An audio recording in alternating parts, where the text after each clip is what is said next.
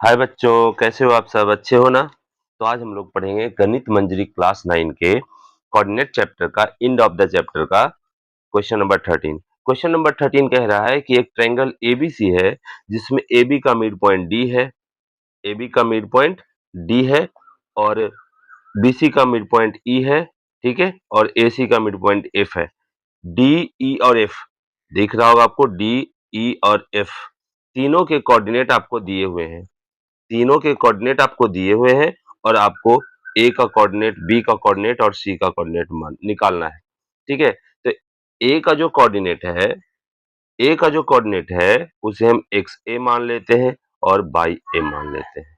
उसी प्रकार से बी के कोऑर्डिनेट को हम एक्स बी और वाई बी मान लेते हैं और सी के कोऑर्डिनेट को हम एक्स सी वाई सी मान लेते हैं। बात समझ में आ गई? और इस प्रकार से हम मिड पॉइंट फॉर्मूला लगा के बनाने की कोशिश करते हैं। कुछ तो आएगा ना, देखते हैं क्या आता है। अगर हम माने x coordinate of mid point D का, इसका तो हम जानते हैं x कोऑर्डिनेट बराबर होता है xa plus x B upon 2। इस प्रकार से सॉल्यूशन करने पे हमें एक रिजल्ट मिला है। ये बात समझ में आ गई? एक रिजल्ट मिल गया हमें ये। उसी प्रकार से हमने फिर क्या किया, इस बार ई मिड पॉइंट का, किसका? ई मिड पॉइंट का हमने बनाया। ये मेरा पहला रिजल्ट, इसे मैं क्या करता हूं, ब्रैकेट के अंदर डाल देता हूं। इसी प्रकार से हमने x coordinate of mid point ई का जब हमने निकाला तो हमारा रिजल्ट आया ये। फिर हमने क्या किया, एक्स कोऑर्डिनेट हमने एफ का निकाला तो हमारा रिजल्ट आया ये। तो हमने क्या देखा कि अगर तीनों को ऐड कर दो, इन तीनों को ऐड करो तो देखो एक्स ए एक बार, दो बार आया है, एक्स बी एक बार, दो बार आया है, एक्स सी एक बार, दो बार आया है।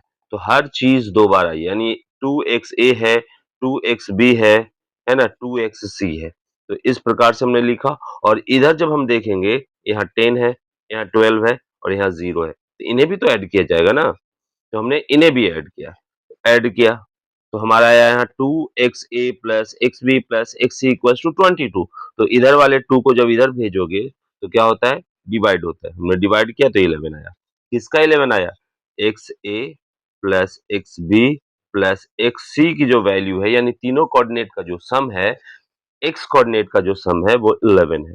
इसी प्रकार से हमने बाई कोऑर्डिनेट निकाला है मिड पॉइंट डी का, बाई कोऑर्डिनेट निकाला है मिड पॉइंट ई का और बाई कोऑर्डिनेट निकाला है मिड पॉइंट एफ का। उम्मीद करते सब समझ में आपको आ जाएगा। ठीक है, मिड पॉइंट का हमने फॉर्मूला लगाया। जैसे ही हमने फॉर्मूला लगाया तो एक रिजल्ट ये आया मेरा, एक रिजल्ट ये आया मेरा और एक रिजल्ट ये आया है। फिर से इसको हम जब ऐड करेंगे तो बाई ए भी 2 टाइम्स है, देखिए एक यहाँ है, एक यहाँ है ना, बाई बी भी 2 टाइम्स है और बाई सी भी 2 टाइम्स है। फिर से हमने वही किया, 2 by A plus by B plus by C करके जब हमने सॉल्यूशन किया तो ये 9 आया।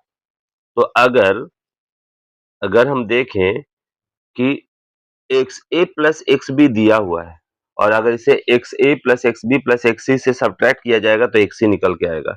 यहाँ हमारा एक्स बी एक्स सी दिया हुआ है, अगर इसको x A plus x B plus x C में घटाया जाए तो एक्स ए आएगा।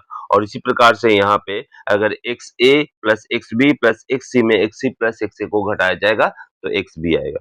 तो हम इस प्रकार से इनके सारे तीनों कोऑर्डिनेट्स को आराम से निकाल सकते हैं। बात समझ में आ गई होगी। तो चलिए देखिए, हमने उससे निकाला है और आपको हम दिखाते, देखिए यहाँ घटाओगे तो एक से आएगा, यहाँ घटाओगे बीसी है ना, अच्छा यहाँ बाई ए आएगा। इस प्रकार से हमारा ए का दोनों कोऑर्डिनेट निकल गया। इसी प्रकार से अगर इसमें हम देखें, ए और सी को घटा रहे तो बी बच रहा है, ए और सी यहाँ से भी घट रहा है तो बी बच रहा है। तो ये आया बी पॉइंट का दोनों कोऑर्डिनेट एक्स। तो जब हम यहाँ कोऑर्डिनेट ऑफ सी निकालने की कोशिश करेंगे तो हम क्या देखेंगे, यहाँ ए बी को घटाया गया, यहाँ ए बी को घटाया गया तो एक्स सी और बाई सी बचेगा जो ये है। तो उम्मीद करते हैं ये क्वेश्चन पूरा आपको समझ में आ गया होगा। ऐसे ही मजेदार वीडियोस के लिए हमें लाइक और सब्सक्राइब करते रहिए। ठीक है, मिलते हैं अगले क्वेश्चन में। Thank you.